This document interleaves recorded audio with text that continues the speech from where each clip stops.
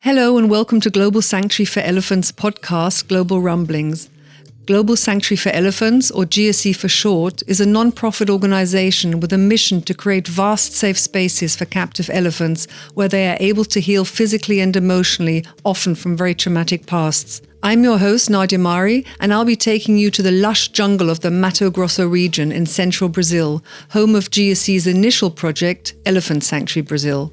Currently home to 5 female Asian elephants, lovingly referred to as the girls.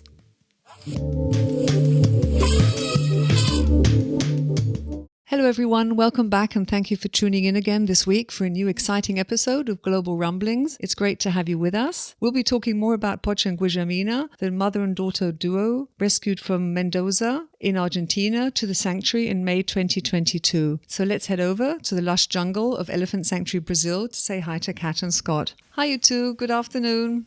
Hi Nadia. Hey Nadia, how are you? I'm fine. Enjoying some nice hot weather here, so We are enjoying non-lush time of year. We are in the heart of dry season. Fires are around, so we're always a little bit watchful. And we have a huge windstorm that just popped up, so we're going to be a little alert, so making sure everything seems okay. Okay. Yeah. Good that we haven't got a video podcast because the listeners would see that you're actually looking out to your left to your view. But you have got very pretty profiles as well, so that's okay. It's all about the pretty profiles. So last week we were all over the place talking about Pocha and Guillermina, but also about Tammy a little bit, about Pelusa, sadly an elephant in Argentina that didn't make it to the sanctuary. We also talked about Kenya, the female African elephant at the Mendoza Zoo. So today, for my own sanity, but maybe also for the sanity of our listeners, we will try to keep it streamlined to Pocha and Guillermina. We left off last time with you talking about the training and how difficult it was to separate them because they'd never been separated before. So maybe for listeners, but also for supporters who do not know, how do you train an elephant? Well, we will do our best to keep this as streamlined as possible for you and our listeners. I was going to say, well, that's an easy question to answer. Yeah, I mean, specifically to that question about how to train an elephant, with protected contact, it's really different with each individual. It starts off of just trying to help them understand what language you're trying to speak. Trying to figure out how they're going to learn, how they're going to hear, how do they perceive your words, how do they perceive your cues, the guidance that you're giving them. It's very similar to dog clicker training. It is rewards based. It is trying to get them to understand that the clicker is the exact pinpoint moment that they've done something positive or what you're asking for. It's finding what motivates. It's whether it's an elephant or a dog, what motivates them with training, whether it's praise, food reward, what specific type of food. I mean, it's all of that you do with dogs, just shifted to a slightly bigger animal that you have to take a different approach with because of safety and intelligence. Yeah, and the big factor on this one was the accessibility issue, which was a challenge for the trainers to figure out how to be able to use the tools that we typically use when elephants are actually below you versus being on the same plane. And there's only one area or two small areas where they were kind of on the same level as the elephants. And even those areas were really restricted to about 2.5 meters. Yeah, and you're supposed to be doing full lean-ins because you have to do injections and all of the stuff. And neither of those spaces really allowed for that. So, I mean, nothing about training the two of them was ideal, unfortunately. And a lean-in is when they present their body to the side of their body to the fence. So they're kind of parallel to the fence or the barrier that you're using. And I want to use Portuguese words. They press their body up against that parallel barrier. And it's a position that you use as a foundation for everything else. But then how do you get that position when you don't have the space to create that for them to be able to do the proper cue, the proper guidance that you would do for that. So it was really challenging from a trainer perspective. But it starts slow. It starts just trying to get them to understand what it means, and then slowly get them to understand what it is that you're trying to get them to do. Often changing directions, and the caregivers had a lot of restrictions there uh, because of the elephant's attention span as well. Mm. And it was really a lot of times you already have a facility that can separate their elephants, and when you can't separate the two, and they really couldn't, even with the gate that was broken that we talked about before, they couldn't separate them well. And then they'd be concerned, and somebody would be possibly jealous of mom's getting more food than I am. I'm going to leave my person and I'm going to go back to them. So she would. And even the outside space wasn't big enough to be able to separate them because of how small the area was. And then the one side did have a gate, but on the other side of the gate was Tammy. So it's not like you can use that gate for anything because you have a big male elephant that's living in that space. So they're just, I mean, it was definitely trying to figure out how to make the best of a not so good situation. A lot of times I do what's called A/B training, which is moving elephant from point A to point B. People calling them in different directions, and you can do that with both elephants. And sometimes what you can do, and I think they're doing this with the two Africans at Buenos Aires right now, where they will be positioned with each trainer, and then you basically tell the elephants to switch, and they go to a different trainer. So you get them idea of going from one place to another. But again, you have such a small place for Pocha and Guillermina that you really didn't have the space to be able to do that efficiently, and everything is above them, which made it all the more difficult. So a lot of challenges that presented, but it was just slow, tedious, very intermittent because the trainers only had a certain amount of time they could be there. They were trying to train the team there as well. So not only trying to train the elephants, but trying to train the people, which didn't always work well for them to carry it on themselves afterwards because it is very nuanced, especially with two elephants like Pocha and Guillermina. Guillermina is very detailed. We weren't involved directly with that training, but when she came here, she's incredibly nuanced with her level of attention, and she is watching everything you do. And if you actually make a mistake as a trainer, she'll say the next day, "Wait a minute, you told me to do this." And I try to say, "But I made a mistake. That was wrong." She's like, "But you told me yes yesterday." I didn't Oh, she exactly tell you remembered. Wow. yes. Of course. I mean, they're elephants. They're one of the most remarkable minds in the world. They remember everything. And she is so acute with her attention to detail that she is actually difficult to train because you have to stay much further in front of her than you normally would with an elephant. And normally with an elephant, when you're trying to shift a behavior or shape a behavior, you start with step one, and then you may take 5 baby steps to get to step 2. With her, it's step 1, sometimes one baby step in the middle, and then already the next step. Okay. There's no gradual transition. It is quick jumps from one to the next.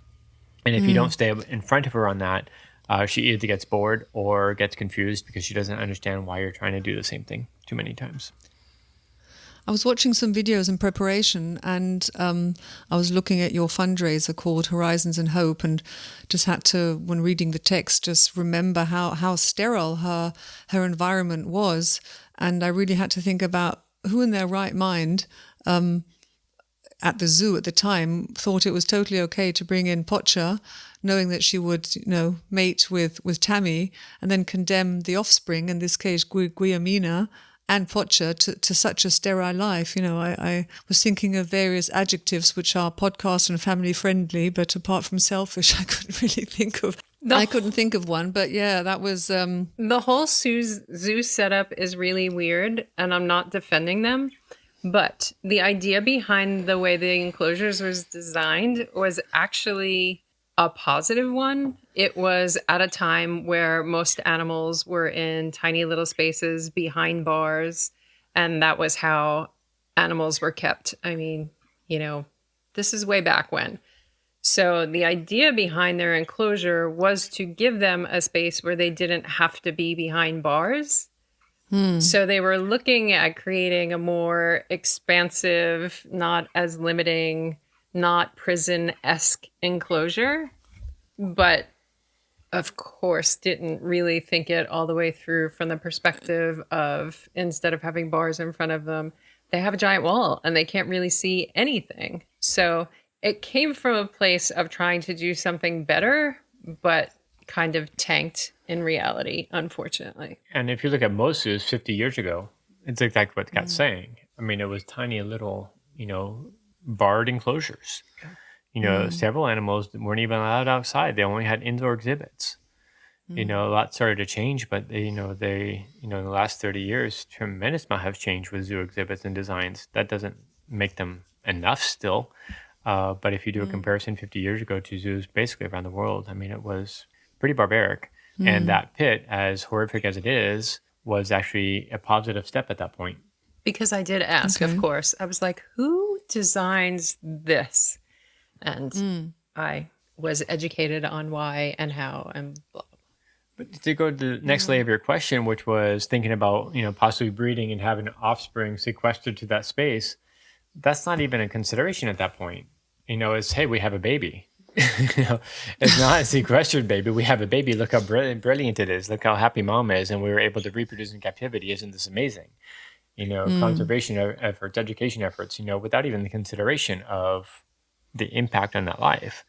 But you're talking about like 40 years ago. I mean, Tess was the first vast habitat sanctuary for elephants. And when was 30 years ago. 30 years ago. So, it's people can look at things now from the perspective of knowing what is offered now, knowing there are these sanctuaries that offer lovely homes for elephants and so on and so forth. But, that was not a consideration or anything that existed back then. So creating an exhibit that wasn't a little padded cell, essentially, was an accomplishment. And because Nadia, you so politely asked us not to go into tangents, I'm going to go on a tangent. We're going to fast forward to, let's go in this day and age. What was it, 10 years ago? Not even that they imported all those African elephants from Swaziland. Or so there's two different imports. I don't remember which one was which. But I remember the one was 11 elephants, I think, to the San Diego Wild Animal Park.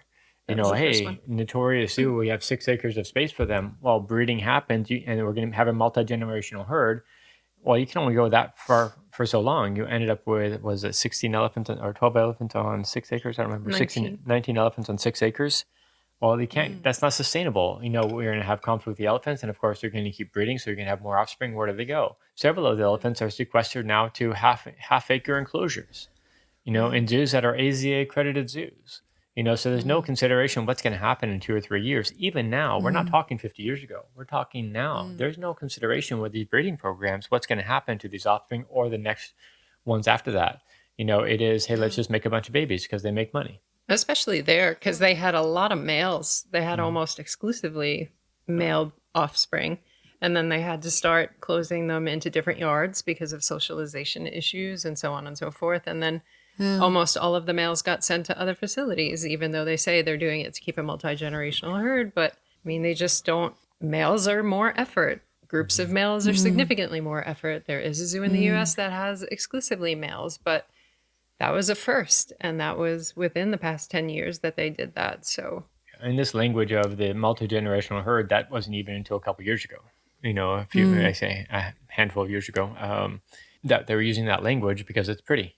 It's the same in it's the same in Japan. There was 4 elephants imported from Myanmar, 3 females, 1 male. Yes, the new zoo enclosure of the Fukuoka Zoo might be very big, but what 4 elephants need plus the offspring is not what they need. Or there was recently a forest elephant which is now pregnant, and they're thinking great in Hiroshima in Japan, but what's going to happen to the baby? But we are not streamlined. We're off on a tangent. But that was a big one. That was my fault. A big one. Sorry. So while I was watching these videos, I did see that in March 2021, you actually brought the crates to Argentina.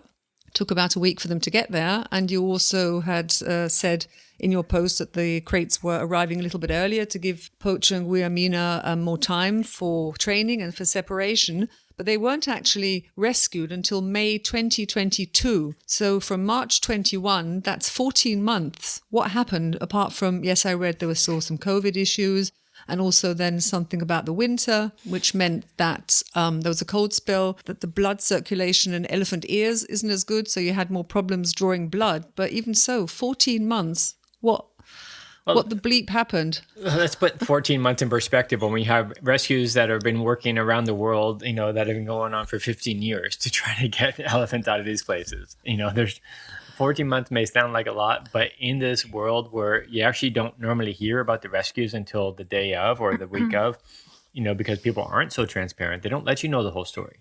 They don't let you know what's actually happening. And because we are transparent, we let you know, you guys, it does seem like a longer journey, but a lot of these processes are years in the making. But this, from the transport crate arrival there, it was a challenging time.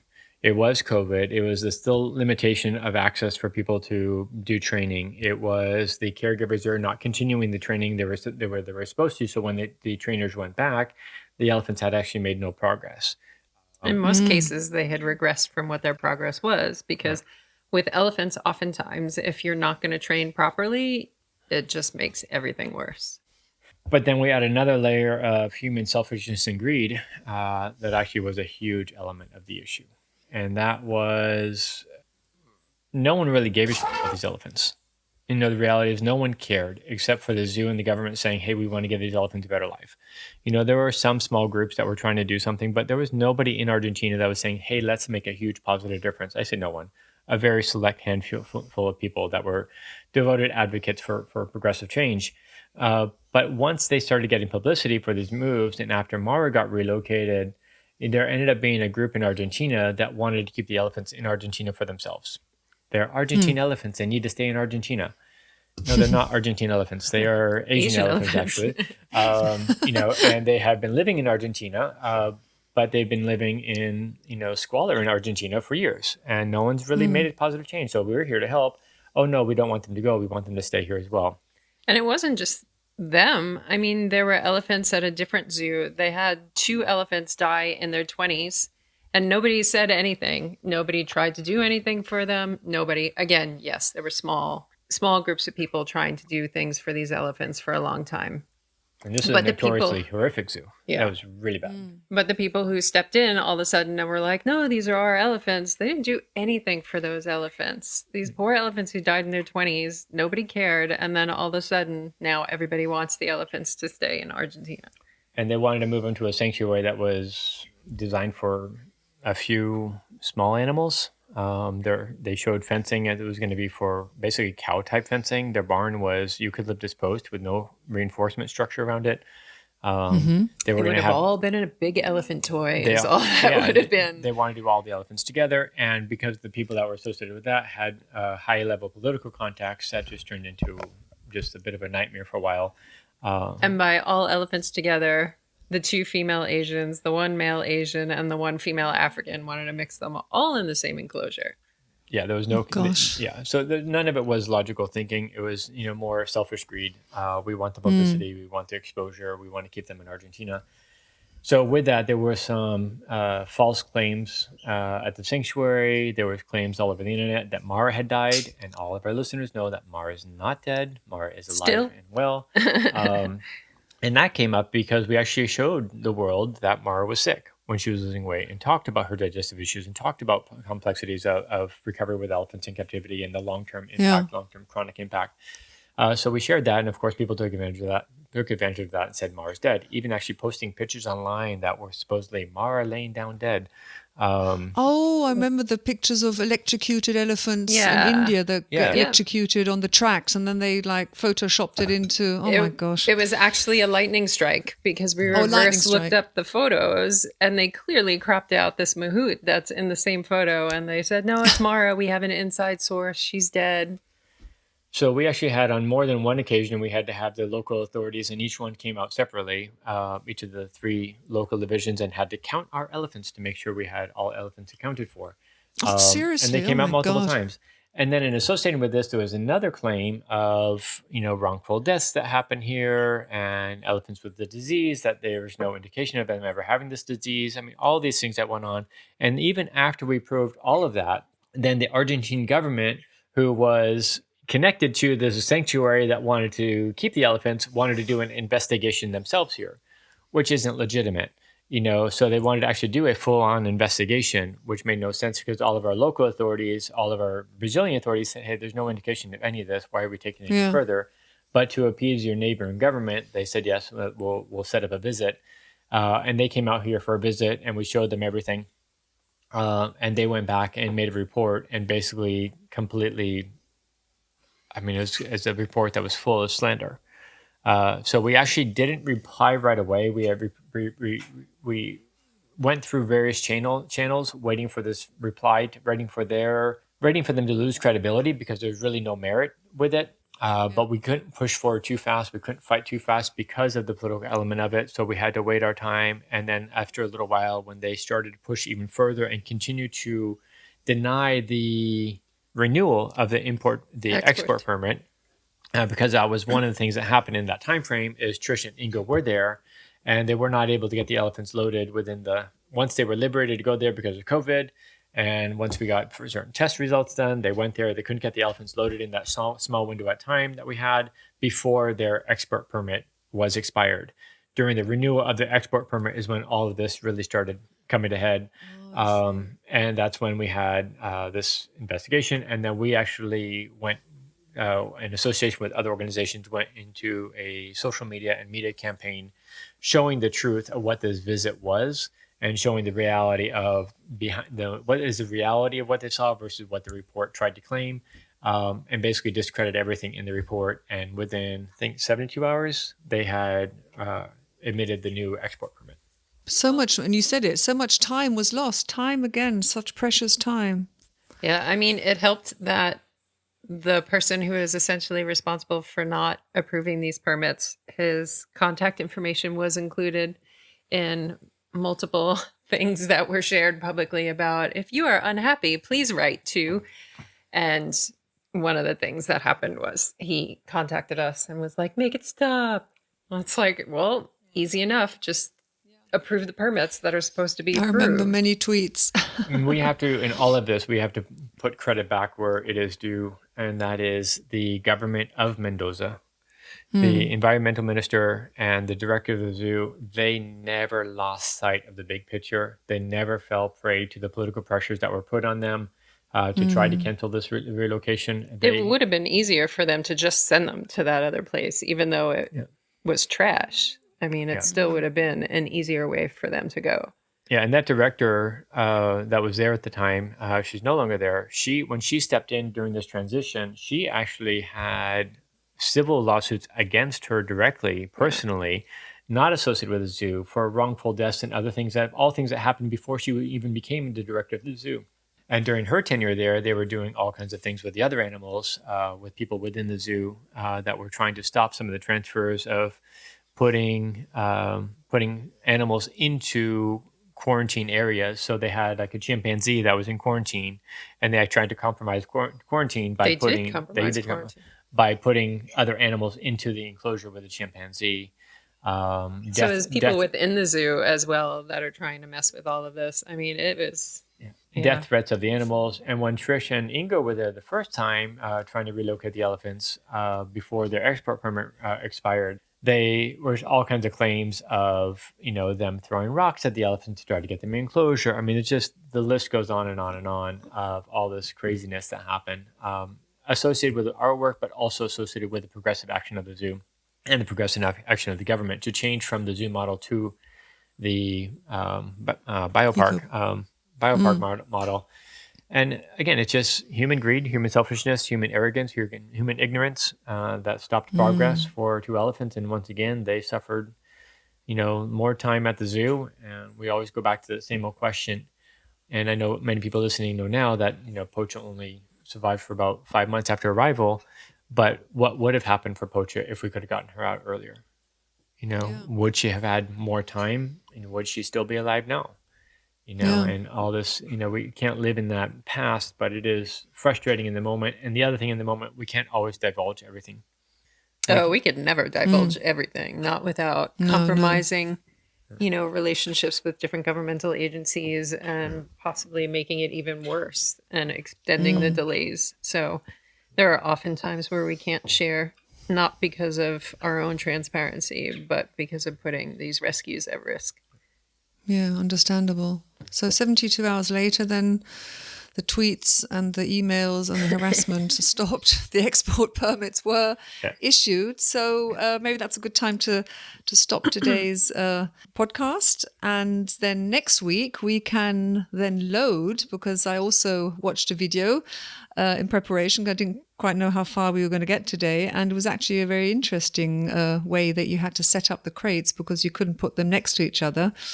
You had to put them behind each other. So maybe the next time we'll catch up and talk about how you then loaded Pocha and Guigi and how you set off and then arrived at the sanctuary 5 days later.